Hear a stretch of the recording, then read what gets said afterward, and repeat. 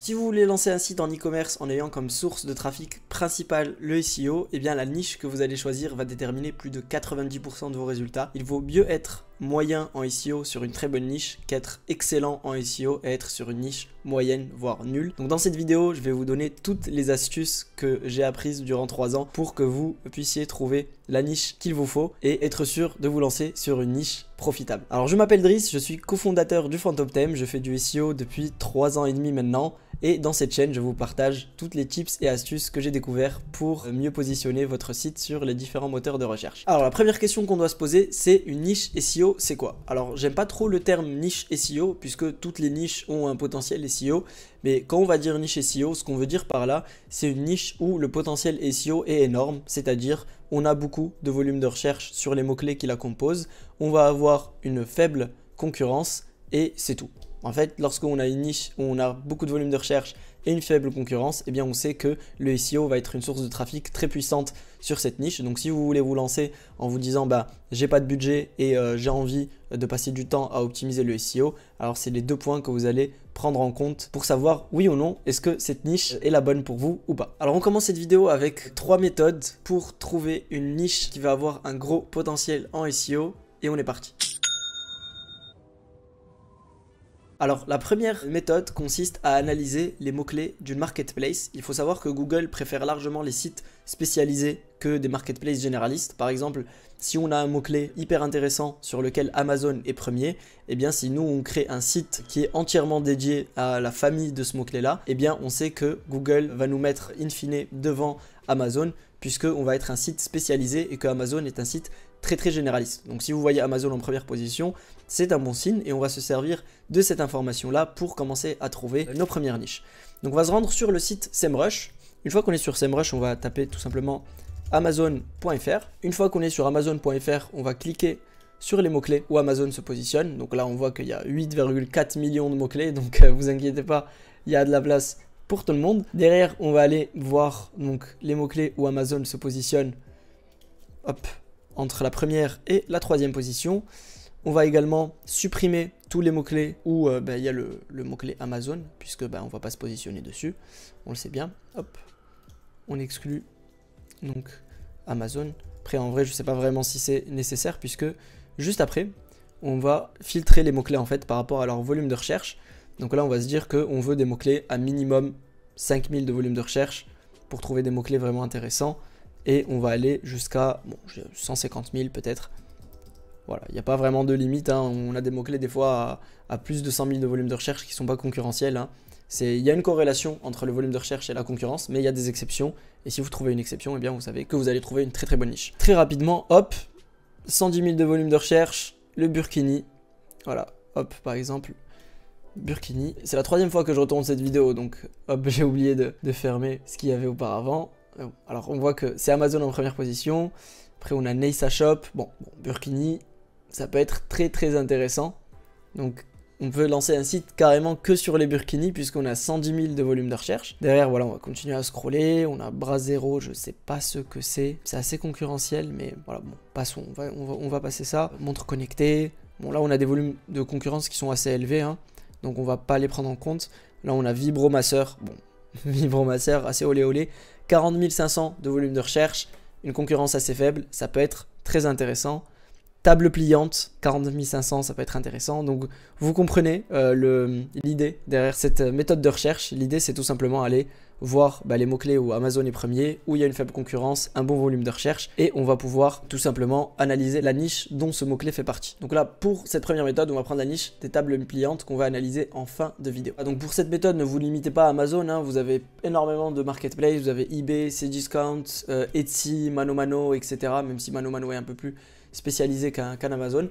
Mais voilà, analysez les marketplaces et regardez s'il y a des mots-clés qui font partie de niches intéressantes. Donc beaucoup de volume, peu de concurrence. Pour la deuxième méthode, c'est une méthode que j'aime beaucoup personnellement. Eh bien, on va tout simplement aller sur SEMrush toujours. On va aller voir des mots-clés et là, on va aller chercher en fait des courtes traînes très génériques et on va voir est-ce qu'on pourrait pas trouver des moyennes traînes qui seraient à haut volume de recherche, faible concurrence, et on peut baser toute notre niche sur cette moyenne traîne et ce qui la compose. Donc là, par exemple, si je tape sac, voilà, on va dire sac, c'est le premier mot-clé qui me vient en tête, donc courte traîne, voilà, ça va être assez concurrentiel, pas mal de volume de recherche. Donc ce qu'on va aller faire, c'est qu'on va aller voir toutes les variations en fait du mot sac. Donc là, je scroll. Ici, bon, tout ce qui est sac Hermès, etc., sac à dos Espac, on va pas prendre en compte puisque c'est des mots-clés de marque. On va voir s'il n'y a pas un type de sac. Voilà, hop, bah, par exemple, sac isotherme, c'est intéressant.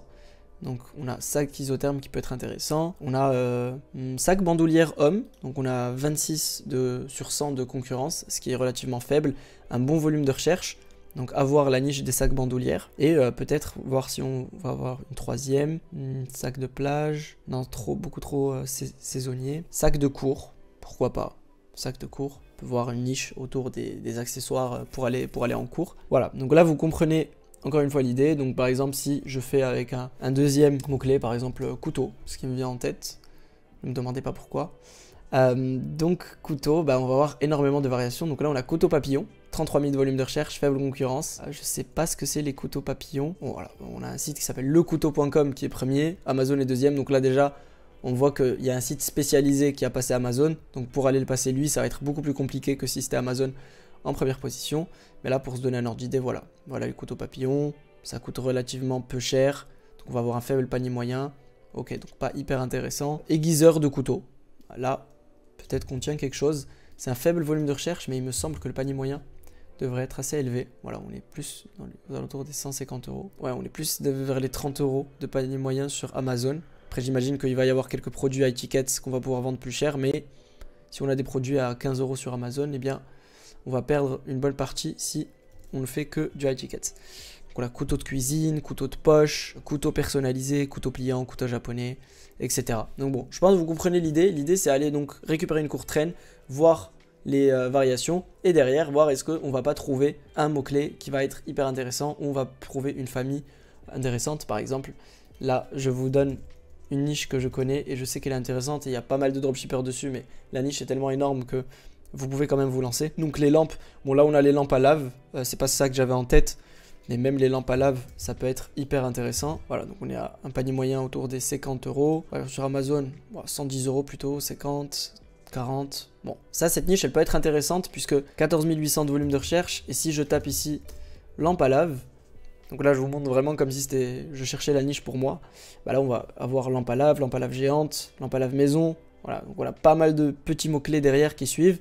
Et donc cette niche va être intéressante parce qu'il y a très peu de concurrence, mais là où ça va pas être intéressant, c'est qu'on a un mot-clé qui va s'accaparer là on a un volume total de 22 870 et on a un seul mot-clé qui fait 14 800, donc en fait votre chiffre d'affaires va beaucoup dépendre de votre position sur ce mot-clé là. Donc voilà pour cette deuxième méthode, je pense que vous avez compris. S'il y a des questions ou quoi que ce soit, n'hésitez pas à me les poser en commentaire. Alors pour la troisième méthode, là c'est ma méthode préférée qui vous permet vraiment de savoir est-ce que c'est une bonne niche ou pas directement sans même faire beaucoup de recherches. Là on va aller sur Dotmarket. Donc cette méthode consiste à aller sur des sites d'achat-revente de sites internet et en fait on va pouvoir voir est-ce que il y a des sites e-commerce qui donnent leur niche et qui sont intéressants. Donc là on va voir liste de sites en vente. Voilà, donc là la monétisation, tout ce qui est sponsorisation, publicité, affiliation, ça nous intéresse pas, nous on veut faire de l'e-commerce. Donc là on a de l'e-learning sur de l'entrepreneuriat, donc c'est des PDF, bon pourquoi pas si ça vous intéresse. Nous on va aller plus chercher des produits physiques, donc là on a bricolage dans les abrasifs. Bon. Et là on a un e-commerce spécialisé en vente d'arbalètes. Donc là on voit que le bénéfice estimé mensuel est à 28 000 €, ce qui est énorme. On va voir plus en profondeur. Donc là on voit que ça a été fondé en 2013, niche de l'arbalète, il y a un très bon positionnement SEO et que 47% du trafic est du trafic organique, donc SEO, et ça représente 40% du chiffre d'affaires. Donc ça représente concrètement 40% du bénéfice, donc 40% de 28 000, on va être aux alentours comme ça de tête de 12 000 € de bénéfices full SEO, ce qui est énorme. Derrière, ce qu'on va faire, c'est tout simplement aller analyser cette niche des arbalètes. Donc là, si je tape arbalète ici, donc toujours sur SEMrush, on voit que on a de très bons volumes de recherche, 18 100, 6 600, etc., des petites variations. Là, on a arbalète à poulie qui est à 1600, mais qui a un niveau de concurrence qui est ridicule. Donc peut-être que c'est pas hyper disponible, il doit y avoir une raison, mais en tout cas, c'est un très faible niveau de concurrence. Pareil pour arbalète automatique, d'autres variations de arbalète à poulie, pistolet arbalète. Enfin bon, vous voyez qu'on a au total 139 650 de volume de recherche. C'est hyper intéressant. Maintenant, on se demande combien est le panier moyen pour se donner une idée. Là, si je tape arbalète à poulie, effectivement, c'est la deuxième fois que je fais cette vidéo, donc je retrouve ce que j'ai pu voir auparavant. Donc là, on voit 500 €, 500 €, 1000 €, 4000 €. Ok, donc on est sur un panier moyen qui va, on va dire, se situer, pour rester assez réaliste et même un peu pessimiste, autour des 600-700 euros. Donc ça reste quand même hyper intéressant puisque avec les volumes de recherche qu'on a, si on a donc une niche avec ne serait-ce que 40 000 de volume de recherche, qu'on en récupère 4 000 par mois et on peut en récupérer plus, et que on fait un taux de conversion à 1%, si on fait 40 ventes par mois sur un panier moyen à 500 euros ou 1000 euros par mois, eh bien ça nous fait 20 000, 40 000 euros de chiffre d'affaires, donc c'est beaucoup plus intéressant qu'aller sur une niche où il y a 400 000 de volume de recherche pour un panier moyen à 30 euros. Donc c'est bon pour cette troisième méthode, et maintenant on va aller tout simplement voir ce que je viens de dire maintenant, et on va aller estimer le bénéfice de ces différentes niches qu'on vient de trouver ensemble. Donc une fois qu'on a trouvé les niches qu'on a envie de pousser, là la deuxième étape, donc on a validé les mots-clés, on a validé que d'après SEMrush il n'y a pas une grosse concurrence, ce qu'on va faire c'est que on va aller voir concrètement la concurrence, on va faire une analyse plus poussée. Donc là on reste sur la niche des arbalètes. Donc la première méthode pour évaluer la concurrence c'est SEMrush. Donc c'est fiable mais on peut pousser un peu plus loin, sachant que si vous vous lancez sur une niche ça va être des mois et des mois de travail. On va pas prendre à la légère l'analyse de la concurrence parce que ça va déterminer si vous allez mettre 6 mois à ranker, 1 an ou 2 ans. Pour la niche des arbalètes, là on voit déjà, première méthode, que SEMrush nous montre que quand même c'est assez libre, voilà, d'un premier point de vue.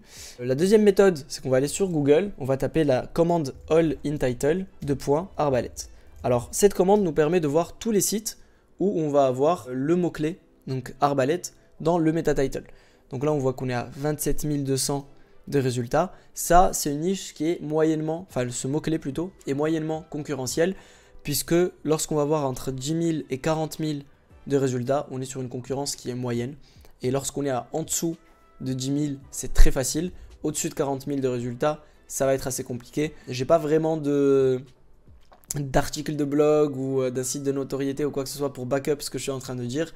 C'est d'expérience, c'est des dizaines voire centaines de niches que j'ai pu analyser au cours des 3 dernières années. Donc là, 27 200. Mais après, ça correspond à ce que nous dit SEMrush ici, un niveau de concurrence moyenne. Mais pour voir arbalète à poulie, où on est à un niveau de concurrence ridicule, on devrait avoir beaucoup moins. Là si tu tapes arbalète à poulie, hop, bon là on est à 10. Bon, je sais pas si peut-être en mettant l'accent là, bon on passe à 9. Arbalète à poulie, on est à 227. Ça reste ridicule comme concurrence, c'est vraiment très très simple et ça correspond à ce que nous dit SEMrush. Mais bon, une petite recherche en plus en all in title pour être sûr que SEMrush ne déconne pas, eh bien ça ne fait pas de mal, ça prend quelques secondes et on valide la niche. Donc la niche des arbalètes est validée. Donc je fais la même chose pour les 3 autres niches. Okay, donc la niche des arbalètes niveau concurrence est validée. Donc la troisième méthode, c'est tout simplement le bon sens. C'est maintenant, si je tape arbalète sur Google, on voit que les premiers résultats sont quand même assez spécialisés. On a même Archery Discount, j'ai cru que c'était Cdiscount, ok. On est assez spécialisé, Wikipédia, bon, on n'a pas vraiment de généraliste. Donc ça va être plus compliqué de se positionner que si on avait Amazon en première position. Après, peut-être qu'Amazon ne vend même pas d'arbalète, je ne sais pas. Arbalète à poulie, pareil. Bon, on a des sites spécialisés qui se positionnent. Après, est-ce qu'ils vendent que des arbalètes ou ils vendent autre chose? Donc là, on a arbalète, flèche de chasse. Ouais, on est vraiment quand même couteau. On est vraiment sur quelque chose de spécialisé. On n'est pas que sur de l'arbalète, mais on est quand même bien plus spécialisé qu'un Amazon qui va tout vendre. Donc ça, c'est un mauvais point pour la concurrence. Peut-être que cette niche est plus concurrentielle que ce que SEMrush nous dit, mais la commande all in title quand même la commande all in title me rassure quand même que ça va rester assez simple. Et peut-être que les sites généralistes n'en vendent pas. Donc on va aller s'assurer de ça maintenant ensemble. Donc arbalète Amazon. Oh, arbalète de chasse. Alors, est-ce que c'est de vraies arbalètes? Bon, pas vraiment. Ouais, pas vraiment. Ils se positionnent sur le mot-clé, mais on voit bien que c'est pas vraiment des arbalètes, c'est plus des jouets. Là, on a des jouets. Ok, donc c'est pour ça qu'Amazon ne se positionne pas. Donc si Amazon ne vend pas d'arbalètes, j'imagine que Cdiscount non plus. Donc à ce moment-là, ça explique pourquoi il n'y a pas de site généraliste. Après, il faut comprendre, est-ce qu'on a besoin d'autorisation, etc. Je ne vais pas pousser, mais ça, c'est des choses à prendre en compte avant de vous lancer sur la niche. Donc bon, supposons qu'on valide la niche des arbalètes, et bien maintenant on va passer à l'analyse du bénéfice estimé et voir est-ce que cette niche va vraiment nous rapporter un bon bénéfice ou pas. Ok, donc là on se retrouve sur un petit tableau que j'ai fait pour analyser les bénéfices estimés. Donc je vous l'explique tout de suite. On va prendre les 3 niches qu'on a trouvées au cours de cette vidéo, tapliant, arbalète et couteau papillon. Donc là je repars sur SEMrush, on va commencer par arbalète. Donc là je prends les 10 premiers mots-clés, vraiment on se prend pas la tête, on va pas aller tout rechercher puisque les 10 premiers mots-clés généralement représentent plus de 80% du volume de recherche et nous on veut juste avoir une idée. Voilà, donc je vous dis les 10 premiers, je vais en sélectionner un peu plus. Voilà, on peut s'arrêter là. Donc là on est à 48 170, Donc là, je vais venir ici dans le volume, je vais mettre 48 170. Donc là, le trafic estimé, j'ai mis 10%. Donc si vous récupérez 10% du trafic, normalement, vous devez récupérer environ 30% quand vous positionnez premier partout. Mais supposons que vous voulez savoir le bénéfice sur potentiellement la première année, si vous faites un bon travail et que vous arrivez à récupérer quand même 10% du volume total qui n'est pas négligeable.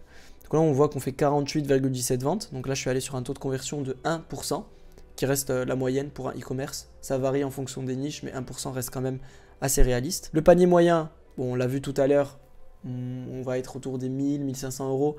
Mais là, pour, on va dire, être assez pessimiste, on va mettre quand même, allez, 750 euros. Et derrière, donc pour le chiffre d'affaires, j'ai mis panier moyen multiplié par les ventes. Donc on se retrouve à 36 128 pour un bénéfice de 14 000 si on fait 40% de marge sur nos ventes. Donc là, on est vraiment pas mal, hein, sachant qu'on peut récupérer plus de trafic, on peut avoir un meilleur taux de conversion, on peut avoir un meilleur panier moyen. Donc voilà, ça donne quand même une idée. Moi, je préfère être réaliste, voire même pessimiste lorsque je fais mes recherches. Comme ça, j'ai toujours une bonne surprise et comme ça, je suis sûr de ne pas prendre une mauvaise décision. Ok, donc c'est bon pour la niche des arbalètes. Là, maintenant, on va aller voir table pliante. Donc là, je tape table pliante. Après, il faut prendre aussi en considération la logistique derrière, hein, parce que c'est des produits que vous allez vendre. Les tables pliantes, pour les transporter, si vous comptez faire du AliExpress, c'est bien plus compliqué de faire livrer des tables pliantes et vous allez avoir des frais de livraison bien plus élevés que si vous livrez des arbalètes par exemple. Donc ça, c'est des choses à prendre en considération, la logistique, une fois que vous avez validé les niches. Donc là, on a les tables pliantes, table de massage pliante, ça c'est des mots-clés de marque, table de jardin pliante, table de camping pliante, ouais, pliante camping, table basse pliante, voilà. Prenons pareil les premiers mots-clés que l'on trouve. Donc là, on va en sélectionner 13, donc on est à 85 700 de volume de recherche, très bien. Donc là, on va mettre ici 85 700. Derrière, pour le panier moyen, qui sont les deux infos qu'on va devoir renseigner, on va aller voir tout simplement sur Amazon, le panier moyen. Hein. L'idée, c'est de se faire une idée rapide. Donc là, 100 euros, 60, 90, 120, 60, 40. Bon, on va dire qu'en plus, on est autour des 80 euros. Voilà, après, j'y vais très rapidement de tête. Hein. Vous pouvez prendre plus de temps. Mais là, pour la vidéo, je vais pas prendre beaucoup plus de temps que ça. On va être à 80 euros. Donc, trafic estimé, hop, pareil, 10%, ça fait 8000 de trafic. Derrière, ça fait 85 ventes. Chiffre d'affaires, 6856. Et 2742 de bénéfices. Donc là, vous voyez que j'ai quasi le double du chiffre d'affaires d'Arbalète. Mais étant donné que le panier moyen d'Arbalète est beaucoup plus important, eh bien, le chiffre d'affaires est beaucoup plus important, c'est logique. Donc là, on voit que la niche des tables pliantes, potentiellement, c'est 2742 euros de bénéfices. Après, encore une fois, on peut avoir un meilleur panier moyen, un meilleur taux de conversion, on peut récupérer plus de trafic. Mais voilà, ça nous donne une idée assez pessimiste de la chose pour savoir où est-ce qu'on se lance. Et derrière, pour les couteaux papillons, on va faire le même travail une dernière fois pour que vraiment soit sûr que tout le monde puisse comprendre de quoi on parle et comment faire. En tout cas, vous pouvez revoir la vidéo autant de fois que vous voulez. Donc couteau papillon entraînement, couteau papillon interdit peut-être pas, militaire, chinois. Bon, ok, très bien. Donc on est à 45 220, on va venir noter ça, hop, 45 220. Et derrière, pour le panier moyen, et bien pareil, on va faire couteau papillon. Donc là, encore une fois, le fait que un site spécialisé soit en première position, et là on sait qu'Amazon en vend, c'est un peu un mauvais signe niveau concurrence. Donc là on est sur un panier moyen qui va de 10 euros, hein, 10-15 euros. Peut-être qu'on va être plus élevé pour des couteaux papillons plus stylés, plus design. Allez, supposons on va mettre 20 euros et on est optimiste là. On va mettre 20 euros de panier moyen. Hop. Et là on va tout simplement descendre. Trafic estimé, le nombre de ventes, le chiffre d'affaires et le bénéfice. Donc là vous voyez que concrètement entre ces trois niches, on a des volumes qui vont être pas similaires. Table pliante c'est quasi le double des deux autres, mais on est à des volumes qui sont sympas, hein. On est à au-dessus de 45 000. On a mis les mêmes stats pour le trafic estimé, pour le chiffre d'affaires, pour les ventes plutôt, le chiffre d'affaires qui est calculé en fonction des ventes et du panier moyen. Et là vous voyez que la différence de bénéfice est juste énorme entre les différentes niches. Donc couteau papillon peut sembler être une bonne niche pour se lancer si on voit juste le nombre de mots-clés, le volume des mots-clés pardon, et la concurrence. Mais derrière quand on voit le panier moyen et qu'on voit les bénéfices, eh bien ça ne donne pas du tout envie de se lancer dessus. Donc moi si j'avais le choix, si maintenant j'étais en recherche de niche et que je voulais en lancer une, je lancerais clairement les arbalètes. Après, il faut s'assurer que logistiquement, est-ce qu'on a le droit de faire livrer des arbalètes? Est-ce que AliExpress est le meilleur fournisseur? Moi, je vous conseille plutôt d'aller chercher un fournisseur européen. D'ailleurs, si vous voulez que je fasse une vidéo de comment trouver un fournisseur européen, n'hésitez pas à me le dire. S'il y a suffisamment de demandes en commentaire, avec grand plaisir pour le faire. Pour ce tableau qui est assez simple, je vais le mettre sur le Discord du Phantom Theme où je partage différents documents pour aider à évaluer une niche, différents documents info sur le SEO, etc. Et si vous voulez rejoindre le Discord, le lien est dans la description. Avec grand plaisir pour vous accueillir. J'organise des lives de temps en temps où je réponds aux questions SEO, où on a des débats en en SEO, j'ai pas la science infuse du SEO. Il y a toujours des sujets où on peut débattre et c'est toujours hyper intéressant. Sur ce, bah, on est à la fin de la vidéo. Là, vous avez tous les éléments qu'il vous faut pour trouver la niche qui va être super profitable pour vous. En tout cas, bah, bon courage pour votre aventure entrepreneuriale. Je vous souhaite une excellente journée ou une excellente soirée. Je vous dis à bientôt. Ciao!